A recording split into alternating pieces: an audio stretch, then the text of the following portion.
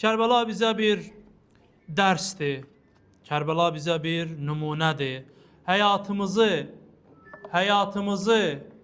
nizama salmaq üçün, həyatımızı gözəlləşdirmək üçün, Allahın istədiyi bir həyat yaşaya bilmək üçün bizə dərs verir Kərbəla. Kərbəla hadisəsi ümumbəşəri bir dəyərdir. Onu sadəcə bəlkə də İslamla məhdudlaşdırmaq olmaz. Ümumbəşəri bir dəyərdir. Müsəlman olaraq onu biz çərçivəyə salmamalıyıq. Kərbəla yalnız tarixdə yaşanmış bir savaş və yaxud da döyüş deyil. Yəni Kərbəlaya biz təkcə döyüş kimi yanaşmamalıyıq. Tarix boyu çox böyük döyüşlər olub. Çox döyüşlər olub. Böyük döyüşlər olub, kiçik döyüşlər olub, az müddətli döyüşlər olub, uzun müddətli döyüşlər olub. Kərbəla bu döyüşlərdən biri deyildir. Bunu unutmamaq lazımdır. Kərbəla tarixdə baş vermiş bu döyüşlərdən biri deyil. Kərbəla döyüşdən və yaxud da müharibədən daha çoxudur. Yəni iki nəfərin vuruşması, iki əmoğlunun vuruşması deyil və yaxud da iki ərəbin müharibəsi deyil Kərbəla. Kərbəla zülmə qarşı, ədalətsizliyə qarşı, hiləyə qarşı, azğınlığa qarşı bir yox deməyin fəryadıdır. Mən bu haqda bir dəfə də danışmışdım. Kərbəla bizə öyrədir ki, insan yeri gələndə yox deməyi bacarmalıdır. Yox deməyi bacarmalıdır. Ümumiyyətlə, bu yox demək məsələsi ki var, zamanəmizin insanlarında çox problemli bir məsələyə çevrilib. İnsanlar bəzən, bəlkə də çox vaxt yox deyə bilmirlər. Və bir çox problemlər də bu yox deyə bilməməkdən yaranır. Məsəl üçün, bəzən bir təklifə, bir dəvətə, bir günaha və yaxud da nəfsin əmrlərinə yox deyə bilmir insan. Və yaxud da hər hansı bundan bir şey istəyən şəxslərə kimsə nəsə istəyir, bu yox demir. Elə kim nə deyir, deyir baş üstə. Bunu elə baş üstə, belə ol baş üstə. Hər şeyə baş üstə deyir, ləbbeyk deyir. Bunun nəticəsində nə olur? İnsan xaraktersiz insan olur. İnsanın şəxsiyyət problemi olur. Şəxsiyyətsiz insan olur. Hər şeyi yönləndirilməyə meyilli olan, yönlənməyə meyilli olan insan olur. Bir insan düşünün ki, bu insana qarşısına çıxan hər təklifə, istəyir daxildən olan əmrə, istəyir daxildən olan təklifə, dəvətə, istəyir də ki, xaricdən. Daxildən nədir? Daxildən nəfsimiz necə istəyir? Ürəyim filan şey istəyir, belə olsun, elə olsun. Bütün təkliflərə insan ləbbeyk deyir. İstəyir xaricdən gələ biri deyir ki, belə olsun, belə olur, elə olsun, elə olur. Daxilində də nəfsi necə deyirsə, elə olur. Belə bir insan necədir? İnsan ağlını kənara qoymuş hesab olunur. İnsan ağlının artıq istifadə eləmir. İnsan öz həyatını yaşamır. İnsan başqalarının həyatını yaşayır. Robot kimi yaşayır insan. Məşhur psixiyatrist var, idi daha doğrusu, dünyasını dəyişib. Mənim elmi araşdırmam da onun nəzəriyyələri üzərindəndir. Viktor Frankl. O, bu cür insanlar haqqında deyir ki, həmin bu Viktor Frankl deyir ki, bu cür insanlar öz həyatlarını yaşamazlar. Başqalarının yaşadığı kimi həyat yaşayarlar. Və yaxud başqalarının istədiyi həyatı yaşayarlar. Yəni, özlərinin müstəqil fikri olmaz. Müstəqil yaşaya bilməzlər. Günümüzdə də var da, filan kəs nə deyər, cəmaat nə deyər, elə ola filan, nə bilim, mənə pis baxarlar, iş yoldaşlarım nə deyər, dostlarım nə deyər. İnsan bəzən unudur ki, desin ki, görəsən Allah nə deyər qiyamətin günündə? Qiyamətin günündə Allah nə deyər? Ona görə də biz insanların razılığın qazanmaq üçün çox çalışmamalıyıq. Çox çalışmamalıyıq ki, insanların razılığını qazanaq. İnsanlar bizdən razı olsun. Niyə? Çünki Allah Teala Quran-ı Kərimdə buyurur ki, Bismillahirrahmanirrahim. Və in tuti' akthara men fil ard yudilluka an sabilillah. Yer üzərindəkilərin, dünyadakilərin əgər çoxsuna itaət eləsən, həmin o yer üzərində olan çoxluq səni Allahın yolundan azdıracaqdır. Ona görə də biz insanları razı salmağa çalışmamalıyıq. Zaten biz uşaqlıqdan eşitmişik də bu şeyi. Deyirlər ki, bir uzunqulaq var idi, ana, oğul, ata gedirdi, məşhur hadisədir. Ya ata minir, deyirlər, niyə belə olub, ya anamını mindirirlər, sonra deyir, niyə belə olub, ya balanı mindirirlər, deyir, niyə belə eləyirlər. İndi qısa deyirəm də. Ondan sonra elə hamısı piyada yenə də uzun qulağı gedir. Deyirlər, bunların başı işləmir. Yəni insanları razı salmaq mümkün, hamısını daha doğrusu razı salmaq mümkün deyildir. Ona görə deyirlər ki, suyun üstündə yeriməyi bacarsan, qayıdıb deyəcəklər ki, yəqin üzməyi bacarmır. O görə suyun üstündə gedir.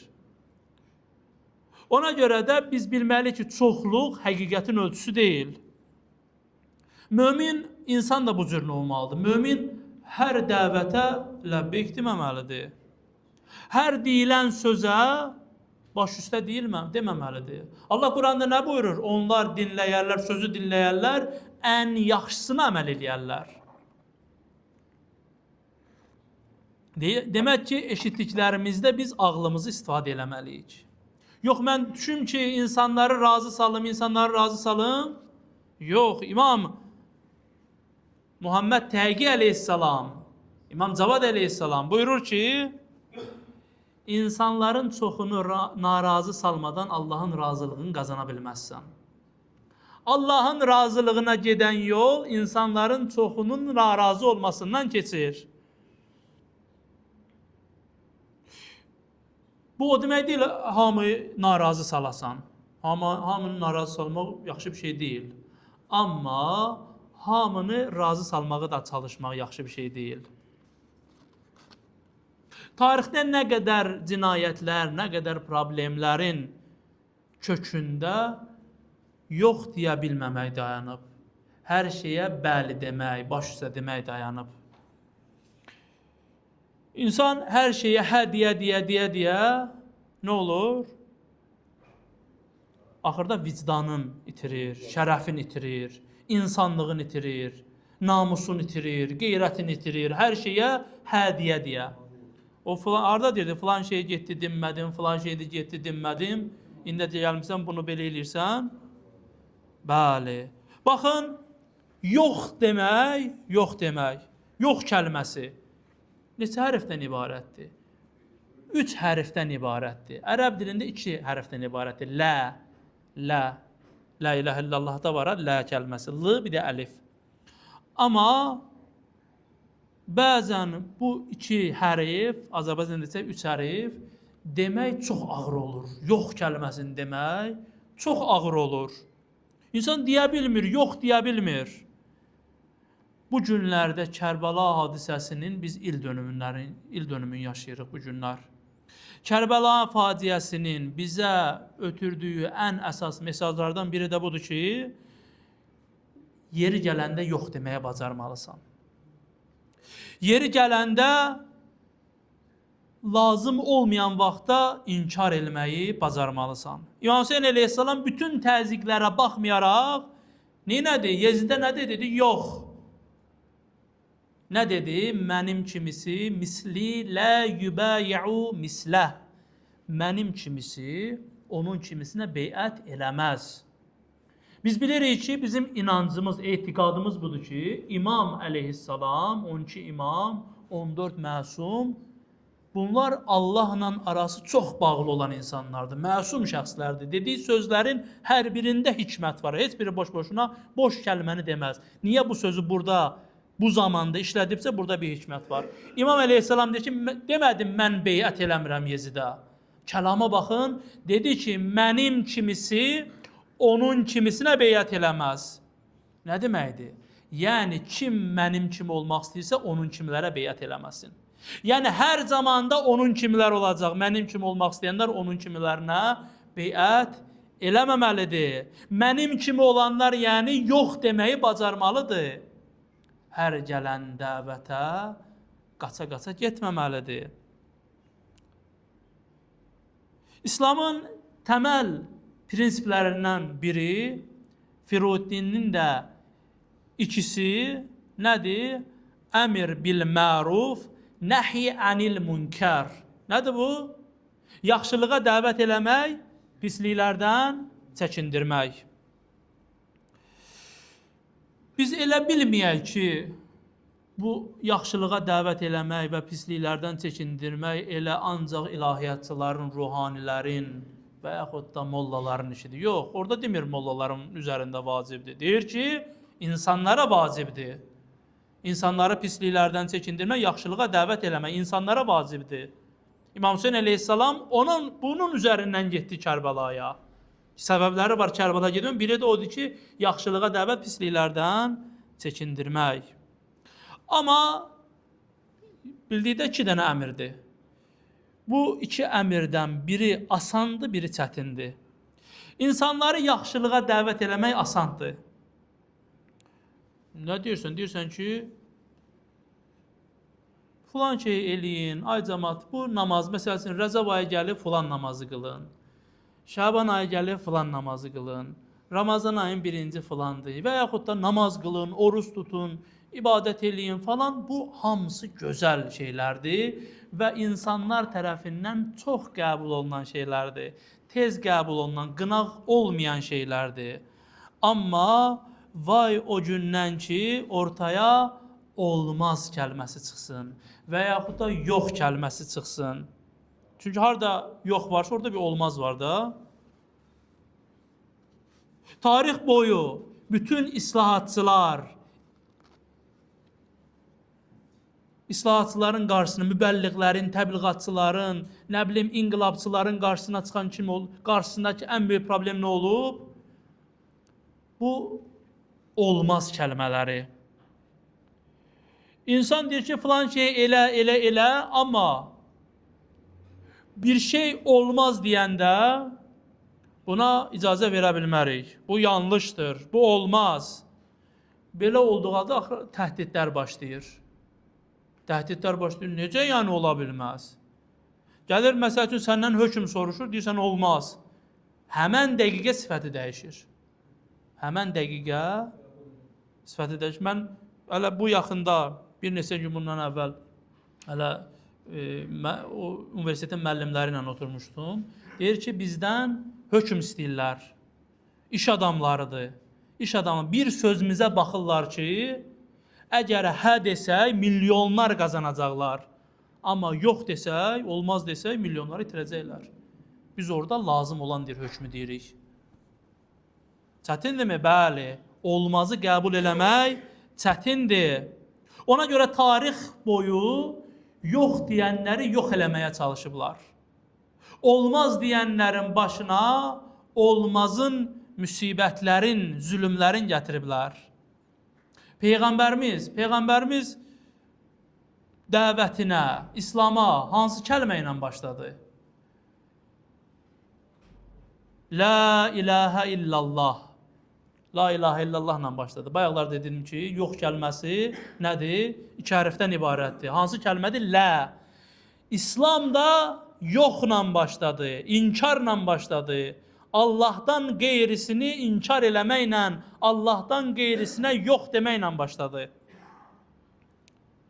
Peyğəmbər dəvətinə yoxdur Allahdan başqa ibadətə layiq olan.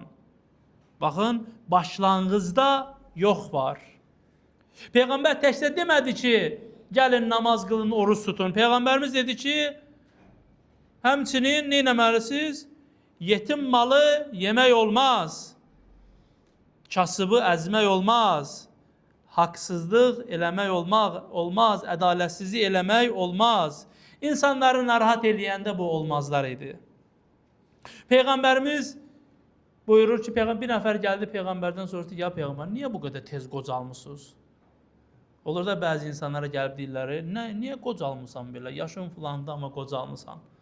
Peyğəmbərimiz deyir ki, şəyyəbətni surəti Hud. Hud surəsi məni qocaltdı. Hansı surə? Surə nə var surədə? Surənin 112-ci ayəsi. Nə var o surədə? Allah Quranda buyurur ki, Bismillahirrahmanirrahim. Fəstəqim kəmə umirt və lə tətğav. Bu ayə.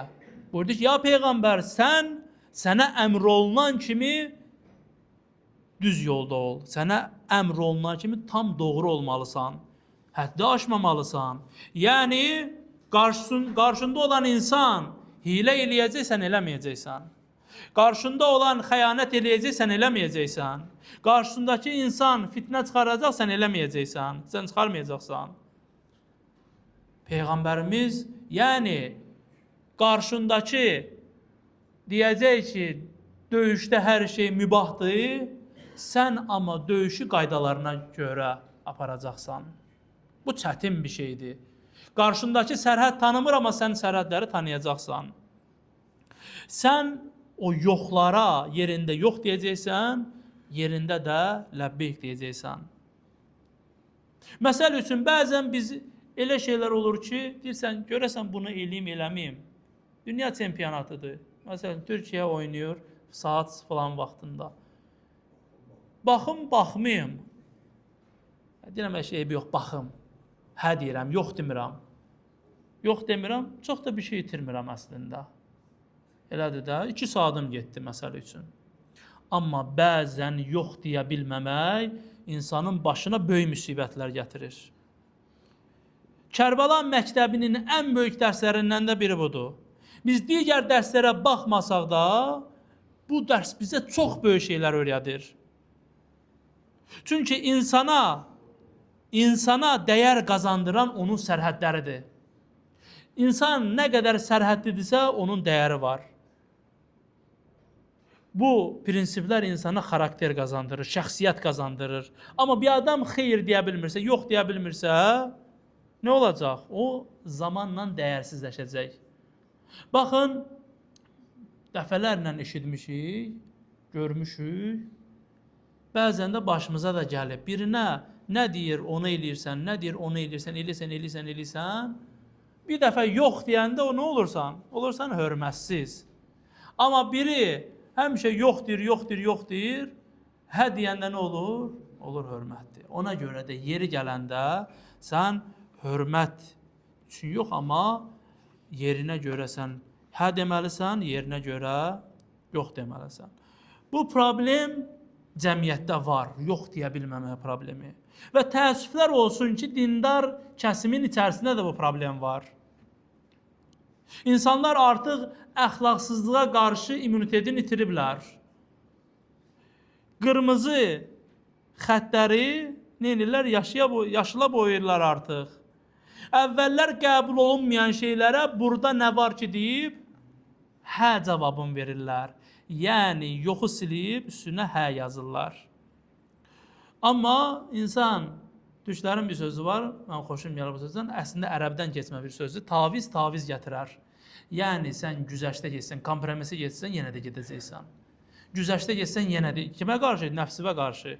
Kimə qarşı? Nəfsi olan insanlara qarşı. İmam Hüseyin əleyhissalam bu dönəmdə, belə bir vaxtda, cəmiyyətdə yoxların deyilmədiyi bir vaxtda İmam Hüseyin əleyhissalam qiyam elədi.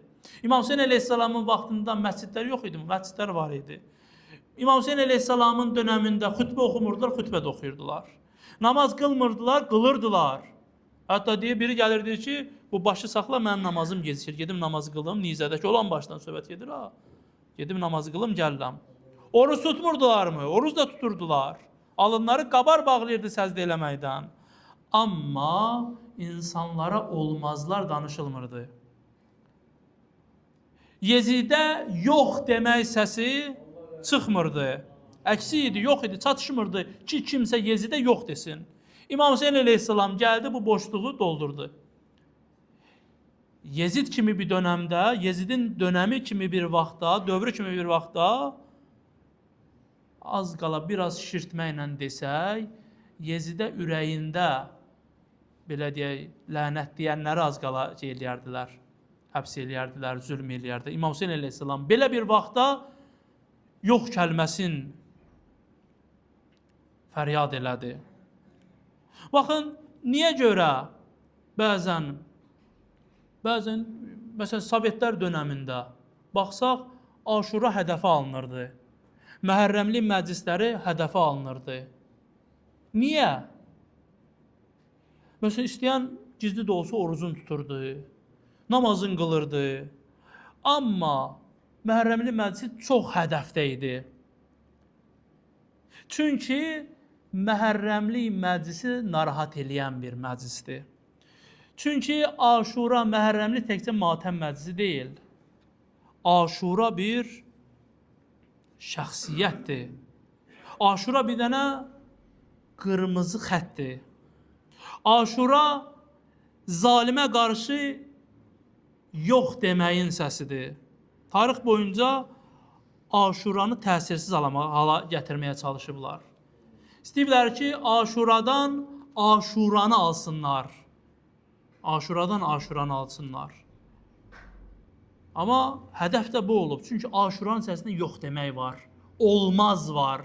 Necə ki, İmam Hüseyin əleyhissalam bunu sübut elədi. Aşura bir ölçüdür. Kərbəla bir ölçüdür. Aşuranın yanında olanlar zülmün qarşısında olurlar. Aşuranın qarşısında olanlar isə zülmün yanında olurlar. Və bu, təkcə sözümün əvvəlində də demişdim, ümumbəşəri bir dəyərdir. Təkcə müsəlmanlara aid olan deyil. Buna görə də İslam xaricində olan birisi inqilab eləyir, Mahatma Gandhi, Hindistanın müstəqilliyini əldə edən o lider. Gəlir, Kərbəladan ilhamlanır. Niyə? Çünki zülmün qarşısında idi. Zülmün qarşısında demək Aşuranın yanındadır. Peyğəmbərlər də həyatları boyu yox deyiblər.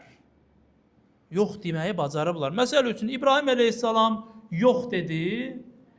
Təbii ki, mən sona doğru da bunu deyəcəkdim, amma yeri gəlmişkən bunu deyim. Bu yox deməyin həmişə bir bədəli olub. Yox deməyin bədəlini yox deyənlər ödəyiblər. Ya canları ilə, ya malları ilə, ya qanları ilə ödəyiblər. İbrahim əleyhissalam yox dedi, ateşə atıldı. Həzrəti Musa əleyhissalam yox dedi, Misri tərk eləmək məcburiyyətində qaldı. Yusuf əleyhissalam yox dedi, zindana atıldı. Zindana atıldı. Həzrəti Muhammed sallallahu aleyhi və səlləm gəldilər Peyğəmbərimizə dedilər ki, bu dediyindən əl çək, bu iddiadan əl çək. Peyğəmbərli iddia edirsən, bundan əl çək. Əgər əl çəksən, mal da sənin, mülk də sənin, məqam da sənin, liderlik də sənin, ən gözəl qızlarımızı da sənə verəcək, Kəbənin açarlarını da sənə verəcək, hər şey sənin ixtiyarındadır. Amma bu iddiadan əl çək, demə Peyğəmbərəm.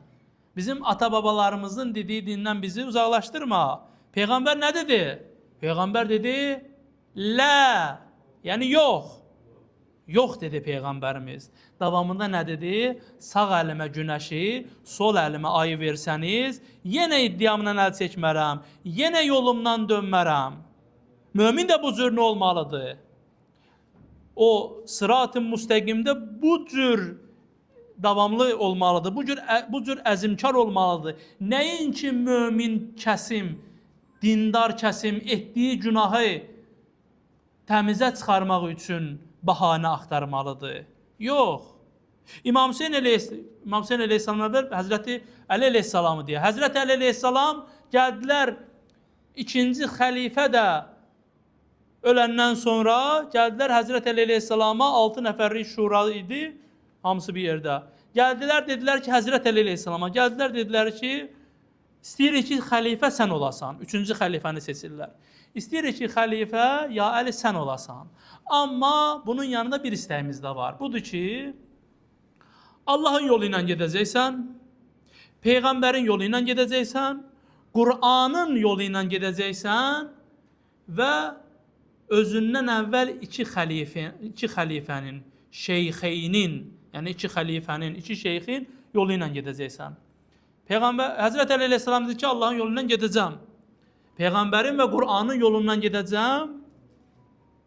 Vəssalam. Yəni qalanına nə dedi? Yox dedi. Dedi bunları, dediyimizi də, bunları da qatırsan. Dedi yox. Nə olacaq idi? Təsəvvür edin, Həzrət Əli əleyhissalam orada yox deyərdi. Orada hə deyərdi. Mən düşünürəm ki, məsələ üçün nə gözəl olardı. Əvvəl yox deyərdi, sonra da elə hə deyərdi, keçərdi də. Nə olardı ki? Amma bu imamdır. O cür olsaydı bu günləri gəlib birisi deyirdi ki, orada Əli hə dedi, burada gəldi yox dedi. Və heç bir tarix boyunda görülməyib ki, imam və peyğəmbərlər hansısa anlaşmanı, hansısa müqaviləni pozsunlar. Həzrət Əli əleyhissalam da orada yox dedi. Həzrət İbrahim də, Həzrət Musa əleyhissalam da, Həzrət Yusuf əleyhissalam məsələ üçün hə deyərdi, zindana düşməzdi. Nə rahat olardı, elə deyilmi? Xeyr, elə deyil. Rahat olmayacaq idi. Mömin də bu cür nə olmalıdır? Nəfsinə yox deməyi bacarmalıdır. İmam Hüseyin əleyhissalam da Yezidin təklifinə, Yezidin əmrinə yox dedi. Mədinədən çıxdı. Daha sonra babası Həzrəti Peyğəmbər kimi Məkkəni tərk elədi. Çünki Yezidə yox demişdi. Kərbəlada bütün hadisələr bu iki hərfdən ərəbcə, üç hərfdən isə Azərbaycanca olan bu yox kəlməsinin ətrafında dövr eləyirdi Kərbəlada. Bütün hadisələr bu kəlmənin. Axıra qədər Kərbəlada döyüş başlayırdı. Ora qədər, belə deyək ki, fürsət var idi. Bir dənə Həzrəti İmam Hüseyin əleyhissalam hə desəydi, məsələ həll olurdu, Kərbəla hadisəsi baş verməyəcəkdi. Amma İmam Hüseyin əleyhissalam neynədir? Dedi, yox. Çünki bu yox çox mühüm məsələdir. Bu yox deməklər çox mühüm məsələdir. Əgər İmam Hüseyin əleyhissalam yox deməsəydi, bu gün biz bu İslamı yaşamış olmayacaqdıq. Ona görə dedi ki, mənim kimisi onun kimisinə beyət eləməz. Bir nəfərin haqqında da mən deyim, Həzrəti Əbülfəzl Abbas əleyhissalam əmannamə gətirdilər Həzrəti Əbülfəzl ağaya. Gətirdilər ki, qardaşımı tərk elə, çıx get, amandasan. Səni heç kim toxuna bilməz. Həzrəti Əbülfəzl ağa nə dedi? Dedi, yox. Yox dedi. Yəni, olmaz, inkar elədi. Dedi ki, ey pir-i mücəvvir itiribsən özüvü. Şimrə deyir, ey pir-i mücəvvir itiribsən özüvü.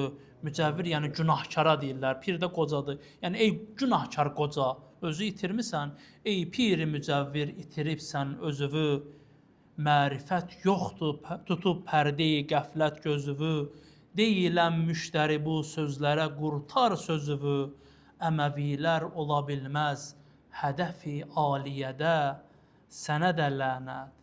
Əmənnaməni göndərən, yazan valiyə də lənət. Hamısına lənət olsun. Siz kimsiniz? Mənə deyirsiniz, Hüseyni tərk elə. Mən Hüseyni tərk edib kimin yanına gedim?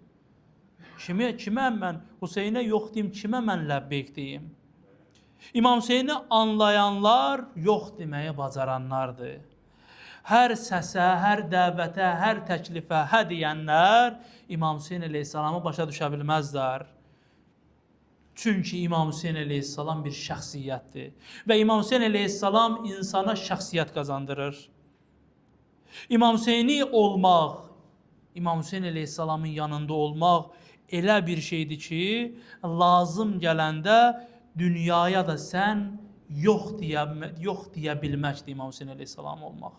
Və yaxud da İmam Hüseyin əleyhissalamın yanında olmaq.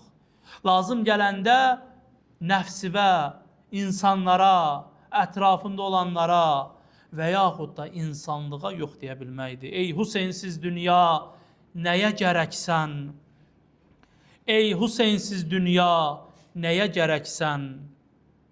Haqqın carçısına yiyə durmadın, minlərlə əyrinin nökəri oldun, bircə doğrusuna yiyə durmadın, bircə doğrusuna yiyə durmadın. Bu söhbətimizdə dediyimiz kimi Kərbəlanın bizə öyrətdiyi dərs yox deyə bilmək idi. İmam Hüseyn əleyhissalam və bu yox deyə bilməyin dediyimiz kimi bir bədəli vardı. İmam Hüseyn əleyhissalam Yezidə yox dedi. Mədinədən ayrıldı. İmam Hüseyn əleyhissalam Yezidə yox dedi. Məkkədən ayrıldı. İmam Hüseyn əleyhissalam Yezidə yox dedi. Kərbəla hadisəsi baş verdi. İmam Hüseyn əleyhissalam Yezidə yox dedi. Kərbəla şəhidləri bir-bir qanlarını, canlarını fəda elədilər. Bu yoxun uğrunda, bu yox deməyin uğrunda canlarını fəda elədi.